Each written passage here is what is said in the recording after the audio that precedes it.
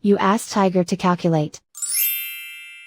This deals with linear inequalities with one unknown. The final result is x equal or smaller than -1. Let's solve it step by step. Group all constants on the right side of the inequality. Subtract 6 from both sides.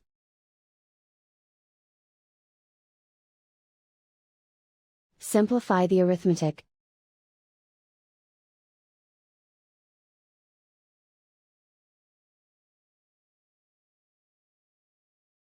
Isolate the x.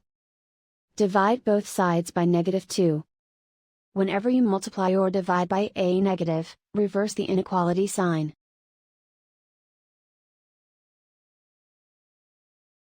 Cancel out the negatives.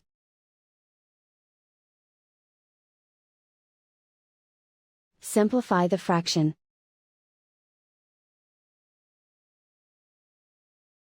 Move the negative sign from the denominator to the numerator.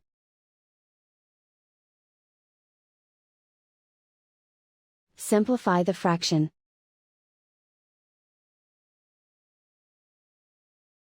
Plot the solution on a coordinate grid.